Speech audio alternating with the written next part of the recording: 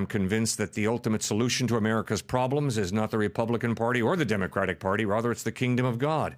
I think America is great when America follows Jesus Christ, and America turns ugly fast when we depart from Jesus Christ. Why do you think we departed? Why and when? Why do you think we departed? I was preaching in a Korean church in Dallas, Texas a few years ago, and Korean believers are very intense usually. They have the largest missions movement outside the United States of any country. And after I preached there, I had lunch with a bunch of the leaders of that Korean church, and I said, you know, guys, I am so impressed with the vibrant Christian faith in Korea. Mm-hmm. They said, well, don't be too impressed because it's really cooling off. I said, why? And they said, for the same reason the church here in the United States is cooling off, materialism. If you have all the money you need, you don't need God. And that's why Jesus said, it's easier for a camel to go through the eye of a needle than for a rich man to enter the kingdom of heaven. Why? Because I think money feeds my ego, my pride. It feeds my self-sufficiency, my feeling of autonomy. And I don't need you. I don't need God. I don't need anybody. I'm a self-sufficient, autonomous, all-American. And that's a very dangerous path to walk down spiritually. I'm afraid that our culture has gone down that path, and therefore God is irrelevant, and science and money, that's the way we're going to go. I know you're saying materialism. I get that. But materialism is on the other end of those who defend the Constitution, the Bill of Rights, the values and principles that this country was founded on, right? One has to agree to make it secular. Who was that? When did it happen? What was the reasoning why we shifted away from God? Well, after speaking on campuses for 42 years, what I have observed is a growth in moral relativism. And that growth in moral relativism has gotten to the point today where choice is often God. And don't you dare tell me what I'm going to choose. My choice is my business, and choice is God.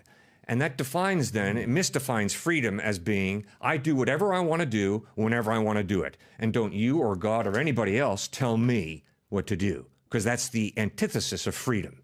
So there's a misdefinition of freedom, and yet it's very attractive to me as a human being, because I love to do what I want to do when I want to do it. And God, I don't want you telling me what to do.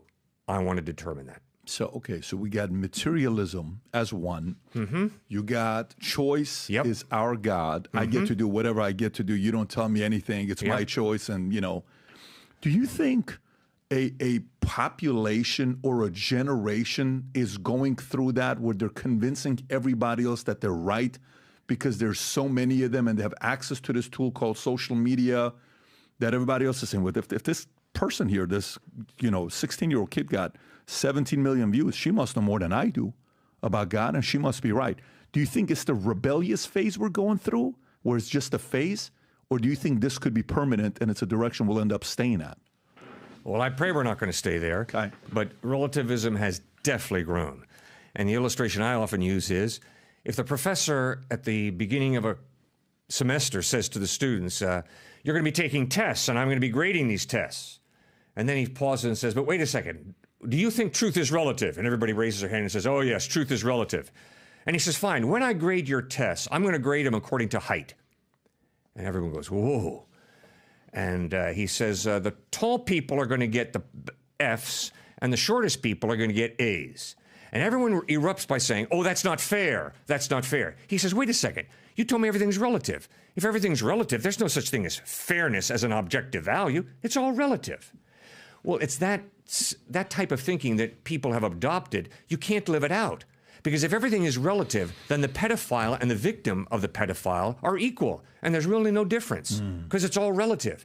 We can't live that out. So hopefully at some point we're going to realize, because we have consciences and rational minds, this moral relativism that we've bought is bankrupt, and it's leading to total chaos.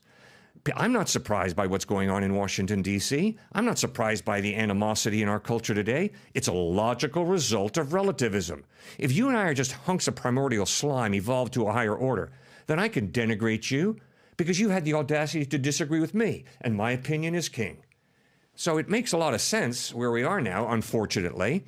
I root so much of it in moral relativism. And I'm sorry, the 10 Commandments are not the 10 suggestions. They're God saying, I'm sorry, human beings have innate value, so you don't lie to people. You don't steal their property. You don't murder them. You don't covet what they have. Instead, you learn to thank God for what they have, and you thank God for what you have. And I think you've got a great definition I saw on the wall there about gratitude and being grateful for what God has given you. Yeah, well, that's foundational to an accurate view of life and of people.